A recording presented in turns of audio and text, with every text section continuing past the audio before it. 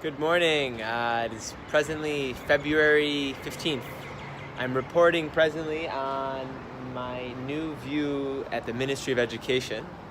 These are buildings for students who are studying various subjects. And I'm exactly 4 days and 1 month in Mauritius. I wanted to do a quick vlog on what has been happening, what I've been up to. To start off, I'm actually I've completed my second week here at the university.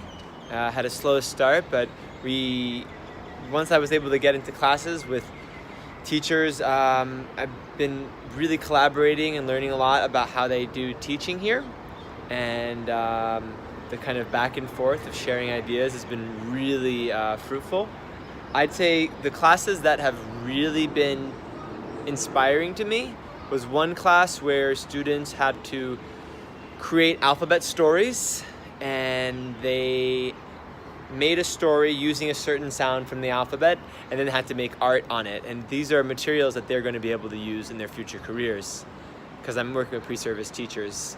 And another really exciting and inspiring activity that I did in collaboration with another teacher and the students was where we took the national curriculum here in Mauritius, which is very, very detailed, and we made it into a doodle, which involved taking main concepts and having students make pictures of them.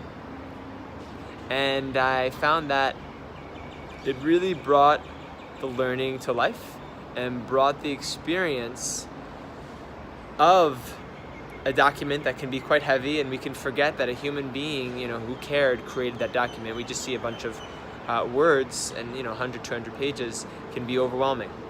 Not just that document, but any document that we read in our lives. So doing a doodle made students really feel alive, and then they had to present it back.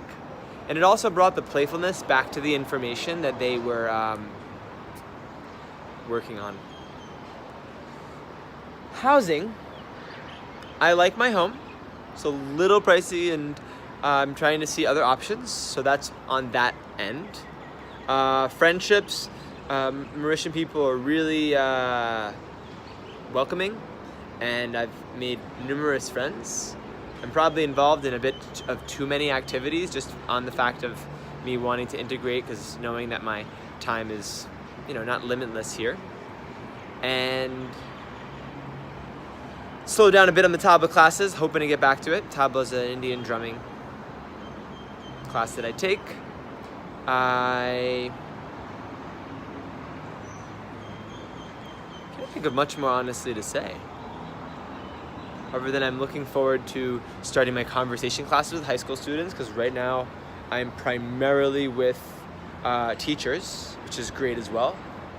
And we have in Madagascar in May a conference coming up for the African fellows who are in the Sub-Saharan Africa region, and we're going to be teaching a couple hundred teachers, and that's going to be absolutely fabulous, because it's going to be a new culture. And what's really interesting about these islands in East Africa and in the Indian Ocean is that, let's say they're part of a region, Africa or Asia, but their realities are not African or Asian. It's like a reality that is, I would almost call it a parallel reality, because there's influences from Africa and Asia and in Europe here, but at the same time, it's not just one region. It's layers of regions, layers of history from different colonial powers that were here, layers of religions and languages, which create a mixture. Like if you look at the example of Madagascar, the language Malagasy is actually rooted in a language from Indonesia, because the people who had came there to Madagascar were partially from East Africa, when they were brought over, I believe, by the French during slavery, and then they came, I believe, by boats from Indonesia, which is really far away. So the language of Malagasy is a fusion of Bantu languages, and I'm sure there's maybe some French in there, and definitely its basis is Indonesian. So you can see that the reality of islands is not the same as mainland here in Africa.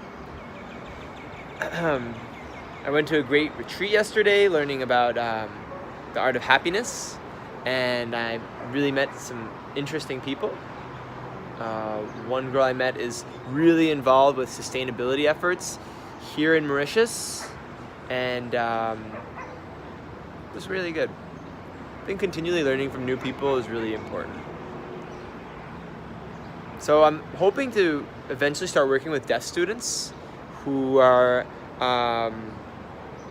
there's actually 2 main schools for the deaf here in Mauritius. Even though it's a small island of, 30 miles by 45 miles, there's actually 2 sign language. One is the American Sign Language, which is taught in the north, like Kerpeep, Golden Central area.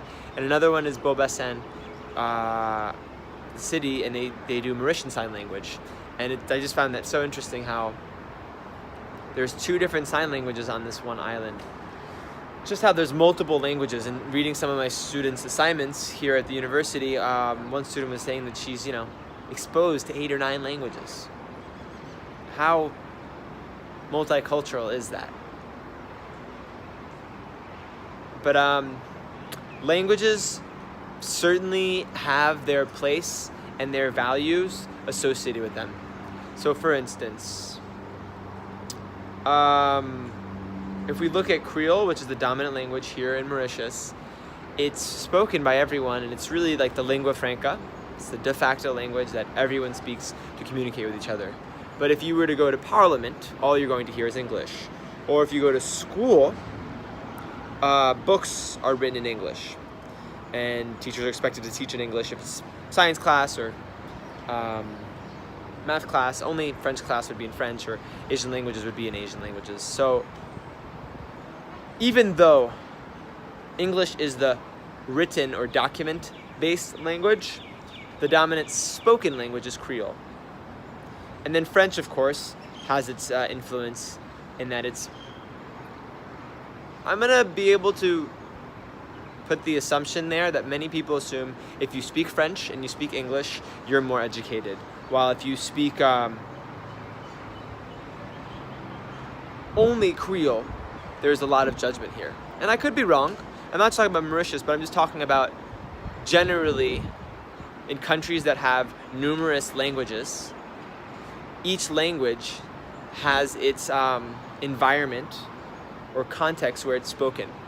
And if you speak a language in certain environments, and I mean, I'm not making it like there's borders that are real, because I'm here at the Ministry of Education and most of the time here in Creole, so it's not like these are real boundaries. These are boundaries that we create unconsciously through judging and kind of assuming that one language is more valuable than another, when in fact that's not true at all.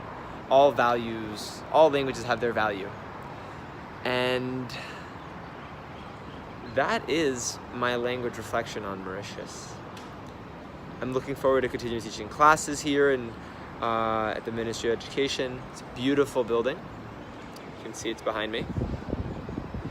And till the next vlog. Take care.